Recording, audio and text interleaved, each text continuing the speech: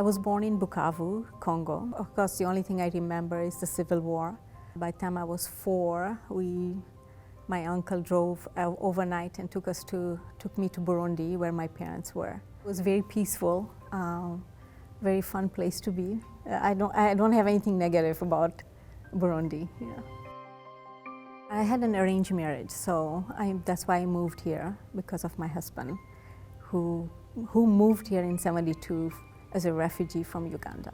The journey from Burundi, leaving the family behind and not knowing where I'm going, not knowing anything about the country or the family. I knew my husband, though. I had met him.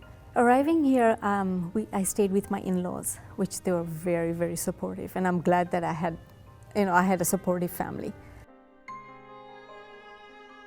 Back home in Burundi, I call it home, you could walk anywhere.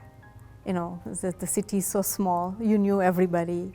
Here, it was hard because we lived in the suburb. So I couldn't go anywhere, I just didn't know how to go or who to talk to, not knowing English. So that was the hard part. But slowly with, watching Sesame Street, learned my English. My mom was a seamstress and my dad owned a fabric store. When I moved here, I also started sewing clothes for people. My dad, of course, he was my inspiration, and of course my mom, who taught me how to sew. When I started Star Banners, it was me and my husband. My husband would come and help me at night. I had 2 small kids at that time. I had a 5-year-old and a 3-year-old. That was the hard part for me, being a mother and having small kids. The kids would sleep at night in the van outside our store because we used to work till 2, 3 in the morning.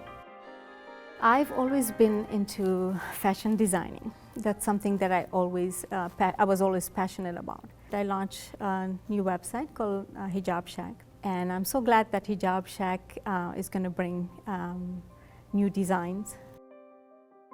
I give back to the community by hiring people, creating jobs, and I've always made a point of hiring young kids who are struggling, where I can guide them and send them to school. The reason is I always wanted to continue school, which I couldn't do back home. So that's something I always passionate about, that I keep telling kids that you must go back to school.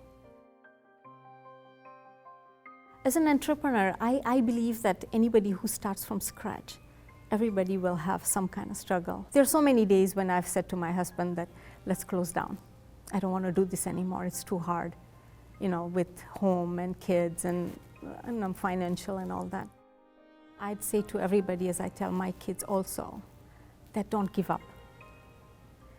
The first day may not work, but just wake up the next morning and push it a little harder. Just pushing yourself and not letting yourself down. Just wake up and every day is a new sun rising.